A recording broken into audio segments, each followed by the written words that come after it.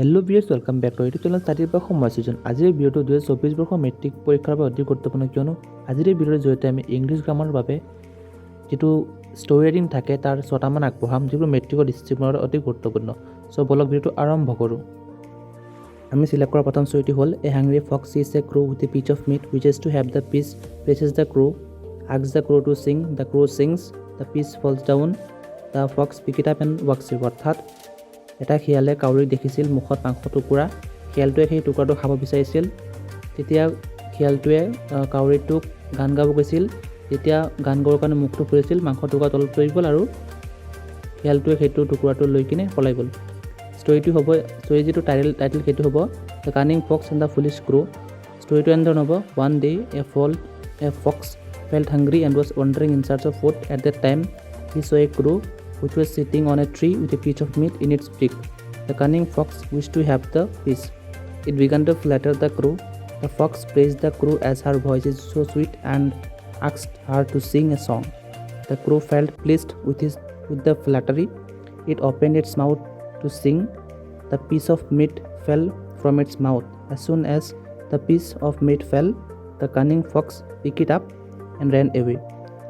A story to moral hobo never believe a stranger fully অৰ্থাৎ অচিনাকি কেতিয়াও সম্পূৰ্ণভাৱে বিশ্বাস কৰিব নালাগে আমি সিলেক্ট কৰা সেকেন্ড ষ্টৰিটো হ'ল a railway bridge gives away during heavy rain a train approaching a boy sees the train stands on the track ignores the warning whistle waves his shirt prevents the accident rewarded for his bravery অৰ্থাৎ ধাৰাসাৰ বৰষুণ হোৱাৰ বাবে railway ব্ৰিজৰ যেটো ৰাস্তা থাকে সেইবোৰ ড্যামেজ হ'ল এটা লৰাই যেতিয়া সেই অৱস্থাটো দেখিছিল তেতিয়া তেওঁ নিজৰ চাৰ্টটো খুলি কিনে সেই ট্ৰেইনটো দুৰ্ঘটনাৰ পৰা বচাইছিল এই ষ্টৰিটোৰ টাইটেলটো হ'ব a school boy averts a train accident ষ্টৰিটো এনেকৈ লিখিব লাগিব Abinash a school going boy he had to cross a railway track on the way as he reach the railway track he notice that the night long heavy rain had damage the railway bridge just at that moment he saw a train approaching the bridge soon he stood on the track took off his shirt and began to wave it he continued to ignore the warning whistle of the train halted the driver got off the train and saw the damaged bridge the boy's presence of mind and bravery averted the accident the department of railways rewarded the boy for his bravery এই ষ্টৰিটোৰ মৰেলটো হ'ব অৰ্থাৎ নীতি কথাটো হ'ব presence of mind always pays আমি select কৰা 3 number ষ্টৰিটো হ'ল a speedy car hit an old man escaped the man was injured grievously people gathered showed sympathy to the man spoke about the evils of rash driving no one bothered to help the man the school boy arrived took the injured to the nearest hospital অৰ্থাৎ এটা heavy স্পিডত থকা গাড়ীয়ে বুঢ়া মানুহক খুন্দিয়াই দিছিলে আৰু সেই মানুহজন ইনজুৰ হৈছিল আৰু ৰাস্তাত পৰি গৈছিল বিভিন্ন মানুহ গেদাৰ হৈছিল বাট কোনেও সহায় কৰা নাছিল তেনে মুহূৰ্তত দুটা স্কুলীয়া ছাত্ৰই এম্বুলেন্সৰ কল কৰিছিল আৰু হস্পিটেললৈ পঠাই দিছিল এই ষ্টৰিটোৰ টাইটেলটো বেন্দনৰ two little boys saves an old men ষ্টৰিটো বেন্দনৰ Jogesh an old men aged 75 lived in a small town every morning he would go for a morning walk one day as he was having a morning walk a speedy car coming from opposite direction hit him. He was injured and fell on the road. A lot of people gathered on the spot, but none of them came to his rescue. They lectured on the evils of rash driving. Two little boys who were passing by that road saw the suffering man. They immediately called an ambulance. The old man was taken to hospital. He recovered from injuries soon. He then visited the two boys and expressed gratitude as they have saved his life. এই ষ্টৰিটোৰ Morrell হ'ব presence of mind is a great quality.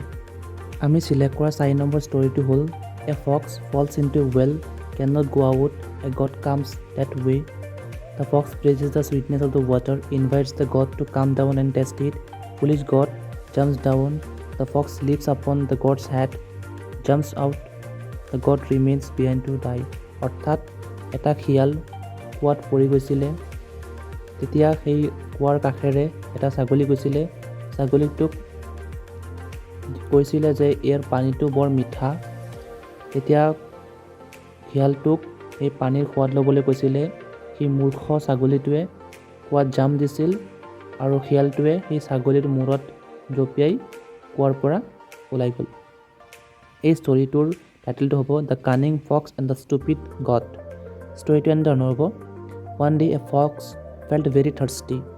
He was looking for water here and there. He came across a well in the forest. He jumped into the well and drank water, but he could not get out of it. The next morning, a thirsty goat came near the well and peeped into it. She asked what fox was doing there. The fox answered that he came there to drink water. The fox stated that the water was very sweet and he had never tasted such sweet water. He requested the goat to come and test the water. The stupid goat jumped immediately into the well to test its water. As soon as she jumped in, the fox leaped on its head and got out of the well. এই ষ্টৰিটোৰ মৰেলটো হ'ব always think before act, অৰ্থাৎ কৰ্ম কৰাৰ আগতে সদায় চিন্তা কৰিব লাগে।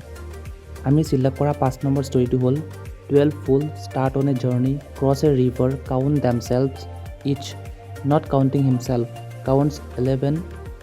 A passerby agrees to produce lost men, gives each fool a blow, coming 12.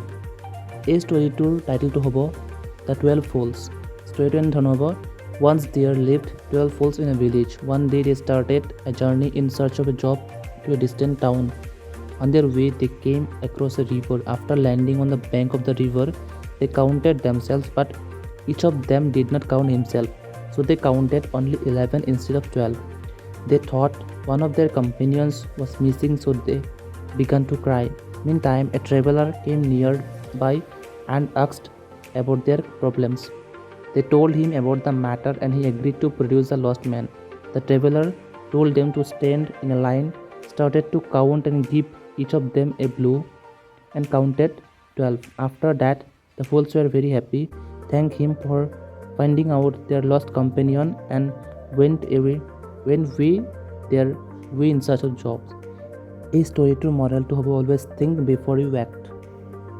আমি চিলেক্ট কৰা 6 নম্বৰ ষ্টৰিটো হ'ল a rickshaw puller returns homes at night, finds a purse in his rickshaw, opens it, lot of money and card with owner's name, immediately returns it, offered a reward. Rickshaw puller declined, saying, I have only done my duty. অৰ্থাৎ এজন rickshaw চালকে ৰাতি ঘৰলৈ উভতিছিল। তেতিয়া ৰিক্সাত এটা purse অৰ্থাৎ টকাৰ বেগ পাইছিল, লগতে পইচাও আছিল আৰু সেই ব্যক্তিজনৰ নামো লিখা আছিল। লগে লগে ৰিক্সা পুলাৰজনে অৰ্থাৎ ৰিক্সা চালকজনে সেই বস্তুখিনি ঘূৰাই দিছিলে। যেতিয়া সেই ব্যক্তিজনে পইচাৰ ৰিৱাৰ্ড দিব বিচাৰিছিলে, তেতিয়া ৰিক্সা চালকজনে মানা কৰিছিল আৰু কৈছিল যে মই মাত্ৰ মোৰ কৰ্তব্য কৰিছোঁ। ষ্টৰিটোৰ টাইটেলটো হ'ব এন অনেষ্ট ৰিক্সা পুলাৰ। ষ্টৰিটো এনেধৰণে লিখিব লাগিব। Ramesh, poor rickshaw puller but is very honest. One night as he returned home, he discovered a purse, a mobile phone and a visiting card with the owner's name on it. The purse also contained an amount 10,000 rupees. He could easily understand that the purse and the mobile phone belonged to the passenger he had just dropped in the market. He immediately left for the market and searched for the man he had dropped at the market. The visiting card with the owner's name printed on it helped him to find the man. He stretched his hand with the purse and the phone to the man. The man and his family became extremely happy with his honesty. They thanked him a lot and offered him some monetary rewards, but the rickshaw puller refused to accept the reward, saying that it's his duty. এই ষ্টৰিটোৰ model হ'ব অৰ্থাৎ নীতি কথাটো হ'ব honesty is the best policy. এই ভিডিঅ'টিৰ জৰিয়তে যিবোৰ story আগবঢ়োৱা হ'ল উইথ এনচাৰ্ছ, সেইবোৰ মেট্ৰিকৰ দৃষ্টিকোণৰ পৰা অতি গুৰুত্বপূৰ্ণ, অৰ্থাৎ এইবোৰ মেট্ৰিকত হোৱাৰ সম্ভাৱনা অতি বেছি। আমাৰ চেনেলত ইতিমধ্যে হিন্দী, ইংলিছ, সমাজ বিজ্ঞান, সাধাৰণ বিজ্ঞান, গণিতৰ বাবে আৰু ইংলিছ গ্ৰামাৰ, অসমীয়া গ্ৰামাৰ, হিন্দী গ্ৰামাৰ বাবে ভিডিঅ' ইতিমধ্যে আপলোড কৰা হ'ল। আপুনি চেনেলত ভিজিট কৰি চাব পাৰে। ভিডিঅ'টো ভাল লাগিলে লাইক, শ্বেয়াৰ আৰু চেনেলটো ছাবস্ক্ৰাইব কৰিবলৈ নাপাহৰিব। Thank you very much. জয় হিন্দ, জয় অসম।